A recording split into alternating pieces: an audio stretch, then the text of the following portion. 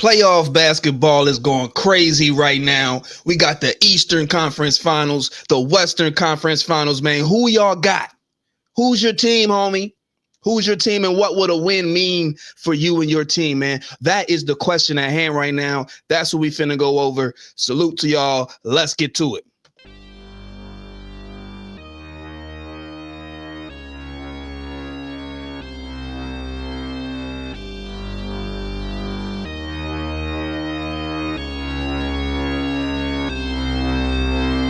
What's happening, people? It's the homie Smitster 400 coming at you straight off the Ave, and this is Smitster Reacts. One time, salute all the subscribers, wherever you at, all around the world, new and old. And if you made it to this video, go ahead, give us a like, subscribe, baby. Join the team straight off the Ave. You know what it is. So look, like I said, bro, playoff basketball is going down. Who y'all think finna take it the whole way? I'm gonna just put it to you like this. My team ain't in it, so I don't got no dog in this fight. You feel what I'm saying? Joel Embiid, we need to get rid of that dude. You feel me? Salute to that. But look, I really like Jalen Brunson, bro. I think that, look, homie be going crazy. His clutch factor is crazy. I like Shea Gilly. Shea Gilly be going crazy. And I think those two gonna be, you know what I'm saying, toe-to-toe in the motherfucking NBA Finals, bro. That's my pick for the Finals. Who's going to win that? I want to say the Knicks. That's my Pop's team. You feel what I'm saying? That's Dub's team. You feel me? So I want to say the Knicks. I kind of want to say the Thunder because Shea Gilly, like, homie, look, he be balling. You feel what I'm saying? And I just don't think that Ant can stop what, you know, all the force that he brings. You feel me? Because I feel like, straight up, I don't think Ant in the Wolves would have made it past that last round had Curry been, you know, had he been playing. So without further ado, man, we finna get up in here and react to this video, bro. What a championship would mean for each remaining NBA team's legacy.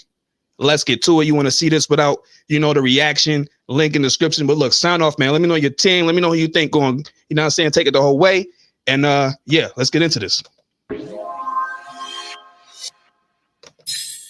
There are only 4 teams left in the NBA: the New York Knicks, Indiana Pacers, Minnesota Timberwolves, and Oklahoma City Thunder. No matter who wins, we will get a totally new core to be crowned champions. In this video, we're going to discuss what an NBA championship would need for each one of these franchises. Let's start with the Indiana Pacers. For the Indiana Pacers, a championship in 2025 would represent far much more than just a culmination of a great playoff run. It would be the crowning moment for the NBA underdogs. Everyone has been writing Indiana out except Indiana. People thought they were going to get bounced in the first round by Giannis and the Bucks. Well, guess what? The opposite happened. They had a deja vu and beat them again 2 years in a row. People thought they were going to lose to the Cavaliers, the #1 team in the East. Well, guess what? That's not going to happen. Another thing happened. We're back to the Eastern Conference Finals. This isn't even new territory for them, so I don't know why it's... Hey, yo, I feel bad for the homie Mitchell and them Cavaliers. Garland and everybody sitting on the sideline. My man's toe was messed up. That was some wild-ish. I think, you know, had his team been a little more intact, they might have went a little further. It might have been more. But look, man, salute to Mitchell for trying to hold it down for the Cavs, man. But the Pacers was just too much, man. They said Halliburton was overrated. I don't know. Let's go.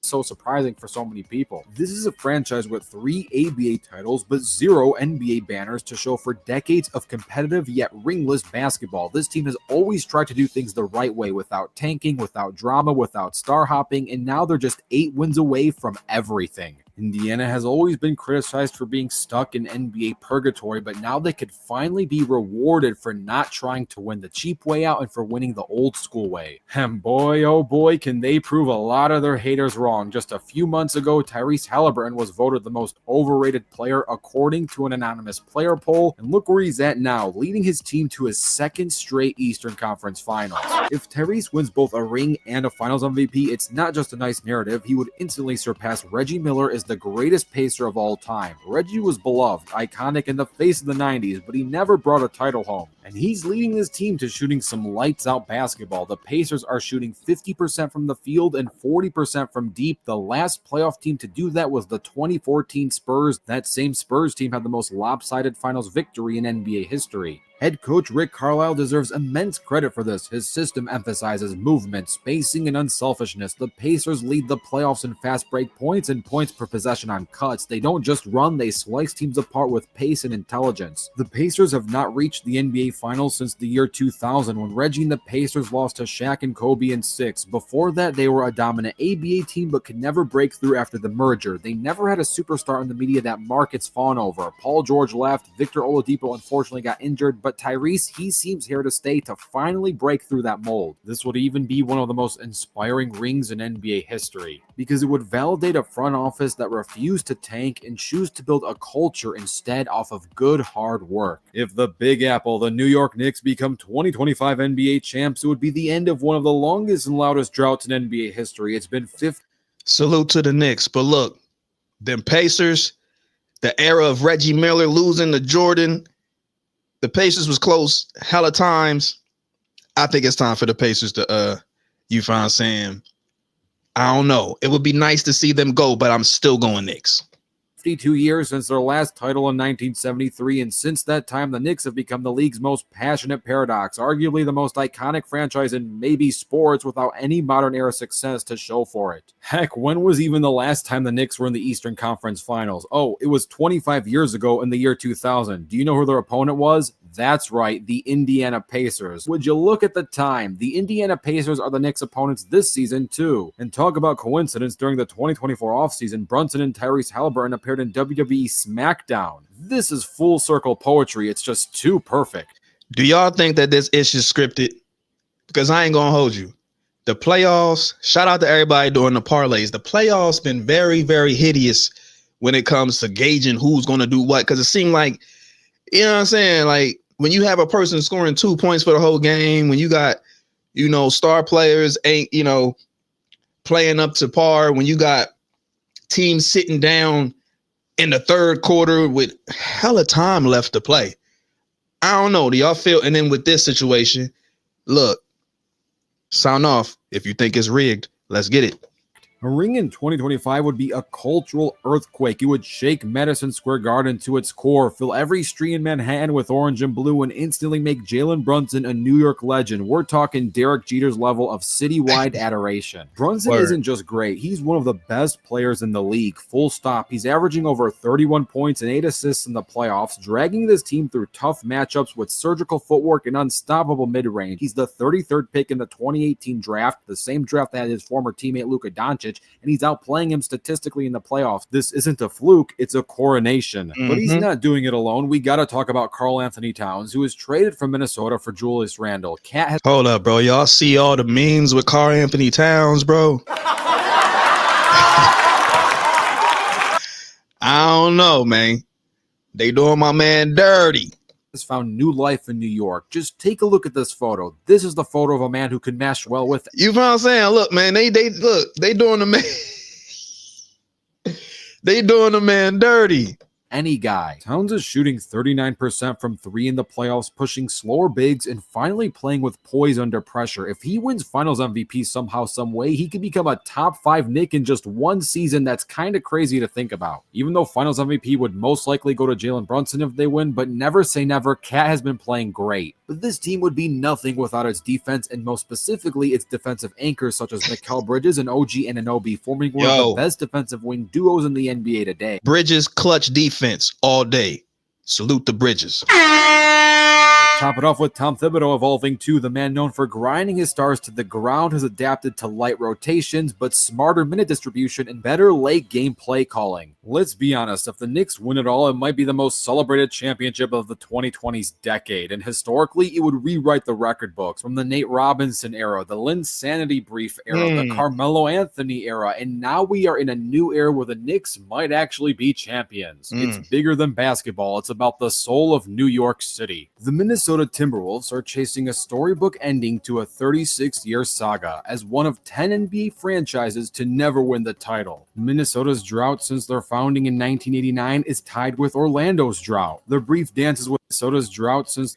When you look at that list, though, look at that list. The Pacers is up on that list. The Pacers is up on it. They look, the Reggie Miller days, I'm telling you, one of these teams, it would be great to see them go. And it might mess around and be the Pacers and the Wolves for all out. You know what I'm saying? I might be wrong.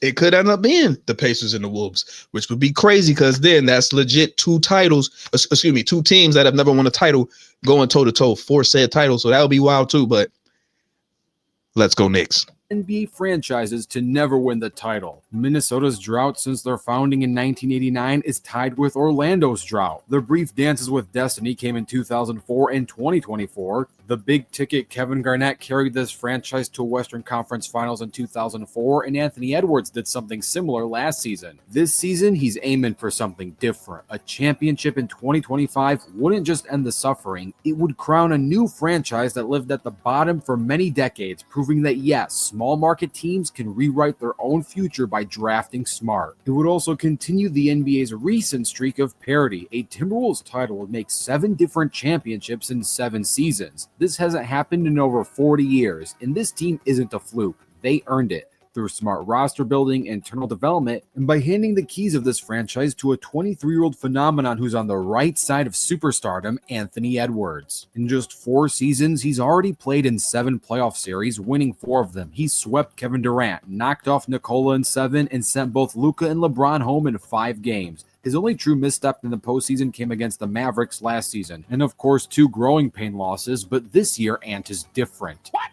He's not just producing, he's controlling the tempo, leading the locker room, and closing games. If he wins a ring by age 24, he leapfrogs the development timelines of so many other greats like Jordan, LeBron, and Kevin Durant. He would be on pace with Dwayne Wade's 2006 ring, as Wade won that one at the age of 24. He's also on pace to break Steph Curry's all-time three-point record, but that's a totally different impact on his legacy than winning a ring. That boy Anthony Edwards, man. Look, I was just finna say, they be comparing him to MJ. He do kind of like, when you split the screen like that, it is kind of eerie. It is kind of like uncanny. It's wild. We know that ain't Jordan's son, but he definitely has Jordan-esque, energy when it comes to leading that franchise for real. Garnett himself said that Ant reminds him of a young 84 Jordan, and his opinion should mean a lot to you as he's the only NBA player to face both the 73-9 Warriors and the 72-10 Bulls. If he wins a ring this season, he wins one before Luka, he wins one before Donovan Mitchell, before Zion Williamson, and before his former teammate Karl Anthony Towns. Speaking of which, the Wolves management faced a lot of criticism for pulling off that trade. The Cat era came to my man dirty. Adding Julius Randle to his roster came with a lot of question marks for the fans. Questions that were answered early on and with great answers. The same could be said for the addition of Rudy Gobert, who was once clowned for his playoff struggles, is now anchoring one of the best defenses in the league, protecting the rim, switching more effectively, and thriving in a role that doesn't ask him to do much, but to do what he's needed to do. And Naz Reid, he's already the GOAT. He's got nothing to prove. And yes, the Wolves are a 6th seed, but don't let that record fool you. Only one team in NBA history has ever won a title as a 6th seed, being the 1995 Houston Rockets, led by Hakeem Olajuwon. And just like those Rockets, the Timberwolves are defying the odds. A 6th seed winning it all would be historic. It would be symbolic. It would say we have arrived. A championship parade down Hennepin Avenue would mean this is no longer the Minneapolis Lakers' shadow. The Wolves can finally step out in the daylight and no longer hide under the moon. The Oklahoma City Thunder have gone from a rebuild to a revolution. With a 68-14 regular season record, the best point differential in NBA history at a plus 12.9, and a top 2 all-time net rating just under the 72-10 Bulls, this Thunder squad isn't just young and fun. They're one of the most statistically dominant teams in league history. Super fun to watch. It's going to be a crazy series watching this homie Shea Gilly go up against Ant. It's going to be wild, man. It's going to be wild.